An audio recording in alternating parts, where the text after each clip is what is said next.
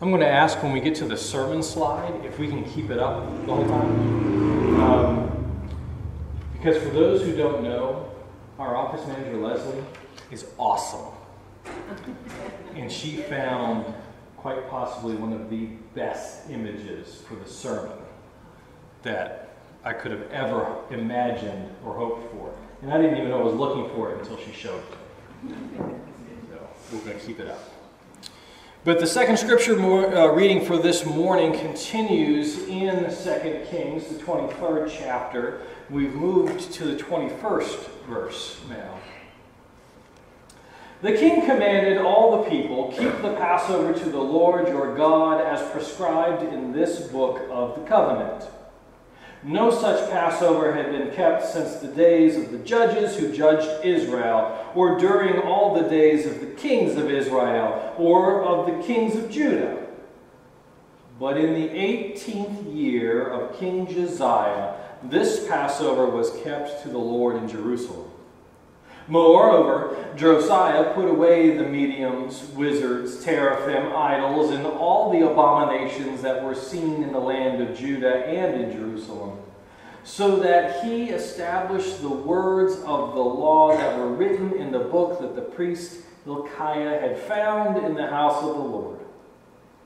Before him there was no king like him, who turned to the Lord with all his heart, with all his soul, and with all his might, according to all the law of Moses, nor did any like him arise after him. Still, the Lord did not turn away from the fierceness of God's great wrath by which her anger was kindled against Judah, because of all the provocations with which Manasseh had provoked him. The Lord said, I will remove Judah also out of my sight, as I have removed Israel, and I will reject this city that I have chosen, Jerusalem, and the house of which I said, my name shall be there. May God's blessing continue to flow through the experiences of Scripture on this morning. May it guide the meditations of our hearts and the words of my lips.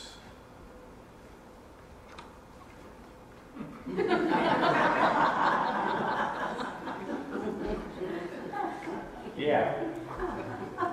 I mean, when I saw the farmer staring at that big hay bale with that giant needle sticking out of it, I thought, there it is. That's where the Spirit has been provoking in this week. Look what I found. I can't even say I found that. You found us. We stumbled across each other's paths, didn't we? Thanks be to God. Yeah. Josiah is considered a good king. The text says he was one of the best that was out there. And if you go through Kings and Chronicles, you'll find that the authors and editors were more than happy to cast judgment as to the goodness or the not-so-goodness of the king. Josiah comes to the throne, and he's fairly young. His predecessor, his father, and his grandfather before him, if I remember the genealogy correctly, were considered not so much good kings. So Josiah had a model of what not to do, and that can be an important model in life. To be able to sit somewhere and have someone nudge you and say, don't be that person. Josiah knew there was something amiss. You know that nagging feeling you get? It's not the one that it's like, I've forgotten something. That's the one that leads to the dream where you forgot your pants, you know. It's not that feeling. But it's that feeling that there's something just not quite right. There's something off about a situation or a moment. And it can continue for a long period of time. We can stumble through a lot of life going, there's just something missing. If only I could find a way to pin it down. If only I could find that which is off so that I can fix it in a meaningful sort of way. Josiah comes to the throne, and there have been plenty of prophets already who have been saying that you all have a problem, as they spoke to the kings and the leaders and the people. And yet Josiah comes to the throne, and he is aware. He is aware that there's something just not quite right. And so he does what a lot of us do when we have that feeling within us that there's something that's just not quite right, there's something a little bit off. We start with some of the obvious places to search, right? We start by cleaning house. Because if something isn't quite right, maybe it's something in our environment where we're at. So we look to move furniture around, we look to clean things, we look to get into those closet and attic spaces that we haven't been in for at least a year when we put the Christmas stuff back up there. And we go searching, and Josiah begins the process. He says, you know, I know that we're supposed to be worshiping Yahweh God, and I know that worship of Yahweh God is supposed to take place at the temple, and so in this feeling of something not being right, I'm going to start by cleaning the temple. Let's restore the house of worship, he says, because this is a time and a place where the temple in Jerusalem on the Temple Mount is the navel of the universe. It is the place where you go and you worship God. It is where the sacrifice takes place and everything else. And so let's clean the temple, right? And as we know, with any sort of activity where you begin cleaning, you uncover all sorts of stuff. Do you know that there's these little concrete things that go on the ground by a downspout? And they're closed at one end and open at another so the water gets funneled away? Did you know that a lot of them here are turned around the other way? I didn't know that until we started cleaning. And we found, I'm looking, I said, well, wait a minute, I'm not an engineer. Okay, I made it to a certain point math-wise in high school, and I'm not an engineer. But I know it's supposed to, the water goes away from the building. So we started cleaning, and we found this. You know, it's the way it is. You clean. You get into that closet, and you find that box. Maybe it's that box of books that you moved with, and has been sitting boxed up for well over a year. You know, it's got all the stuff from the previous house. I might be speaking from personal experience. And you open that box up finally because you've got a bookshelf now to put the books on, and you know it's the dust from the previous house because it makes it feel like home, right? You've got the old dust, new house kind of, and you start pulling out the books, and oh man, I was going to read that book. Like 2 years ago, I was going to read that book. I'm going to set it on my nightstand so I can read. And you pull another one. Oh, I was going to read. And you sit down and you start reading that book, right? You know that feeling. You know it. And this is what happens to the leadership in the temple. They start cleaning up because Josiah says there's something amiss in the life of the people in our relationship with God. And so we're going to start by cleaning up the temple. We're going to put things together. If I can just find out what it is, we'll pin it down and we'll be able to work it with things. But I don't know what it is, and I don't know what I'm looking for quite yet. And then a leader comes out and says, I found a scroll. I found a book.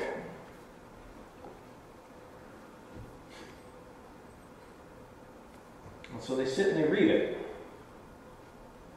And Josiah is greatly disturbed.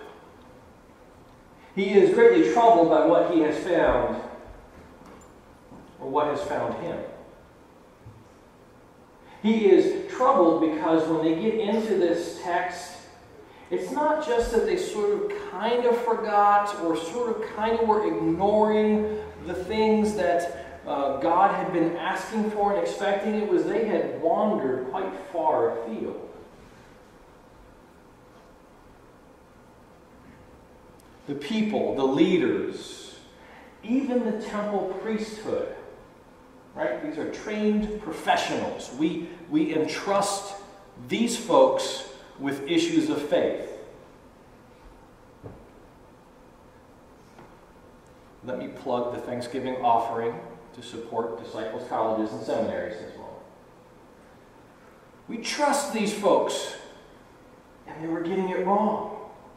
They had fallen away. They had been distracted. They were dealing with the pressures of empire, the Assyrian Empire. We know the Assyrians. They were the ones that took the kingdom of Israel and dispersed the people, beginning the great Jewish diaspora, or at least feeding into it. The kingdom of Assyria had been exerting a lot of influence and pressure, and when we feel pressure from the state, sometimes we can get a little bit distracted from issues of faith. And so this is what was happening. Josiah and his leaders are reading the book and they're going, "Oh, this is not good. I thought there was a little something wrong. I thought maybe it was just the little concrete blocks turned the wrong way, so the water, but no. Now I've got all this water coming into the foundation underneath," which we don't have, by the way. I'm just continuing a metaphor here. At least I don't think we have under the foundation. Might not trim back all those bushes. We might just leave them there. If we don't see it, it's not there. And yet, there it is. Needle in the haystack. Can't miss it. And so Josiah gathers the people. He calls for the people to come together. He gets the leaders together. He has the book read. He says, "Oh my gosh, we've got to get ourselves back to this place of being." And we think that this book that was found, this scroll that was found, is actually roughly chapters 12 through 26 in the book of Deuteronomy. So if you want to know what troubled the king so much, you can turn to those and look, and you can see where it talks about issues of, well, let me make sure I get the issues right so I'm not just making it up as I go. Issues of worship, issues of idolatry and superstition, issues of child sacrifice, mediums and wizards. The things that can distract, the things that we turn to when we are afraid or are tempted or feel pressured by some outside or some internal sort of thing. When we feel like there's something just a little bit off and we can't quite pin it down, we're looking for it. It can be so hard to find that thing. Josiah was looking for it. And when it came to his attention, he was disturbed. And I also imagine he smacked his forehead. Oh my gosh. It's been right in front of me the whole time. I might have been looking for a needle in a haystack, but the needle is at least 8 feet long and as thick as my forearm. I might have been wondering what was off, and yet, when I took the time to do a little searching, a little reflection, a little cleaning of house, it became evident. It became quite clear what it is. Josiah and the leaders stumbled across a book. And it's one of the few places in Scripture, certainly in the Hebrew Bible, probably one of the earliest, earlier than Daniel that we just got done working with in Bible study, where we have a reference to studying Scripture. Turning to Scripture to actually see what it's supposed to do. And it talks about the laws of Moses, the 10 best teachings, the things that are there, right? They're there. They're part of the culture. It's something that maybe is done every week, like communion. And yet, somehow, it drifts to the back of the mind. The 14-16 Sunday school group is going through a book called Disciples. And we've been talking about sort of this challenge that we have in church today, the Christian Church Disciples of Christ today. Because we as a movement don't have a long history. We've only been around for a couple hundred years, so it's really not that long. And we don't have deep traditions as of yet. We're working on it. And we don't have a big church structure. We are congregationally oriented, so the authority rests here in this house of faith for us. And we don't have bishops and other faith leaders in a hierarchy along those lines. And so what we have is we have Scripture.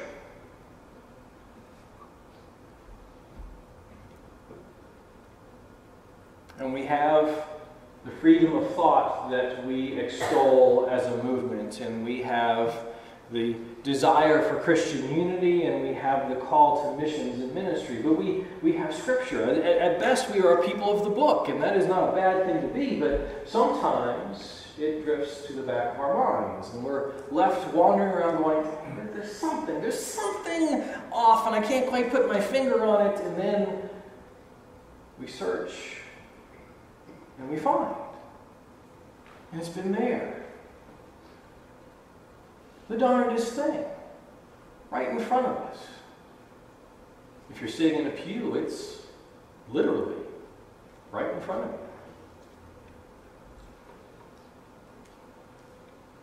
And when we get back into those things, when Josiah gets back into it, when he begins to rebuild the faith and try to restore things. Now, the ripples and consequences of decisions that have been made are not undone. We are told that God does not undo those ripples and consequences in this particular instance, but we are reminded.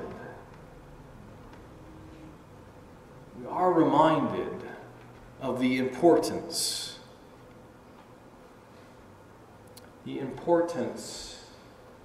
of looking for that thing when we know there's something not quite right.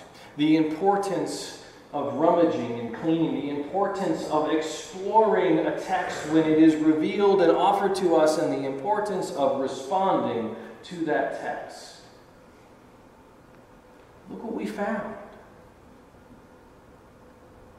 We found a reminder of what it is to be a people of faith. To worship, to love, to be a community. Josiah is rebuilding those things, and we are in that same place. We are church today. Look what we found. Thanks be to God, and amen.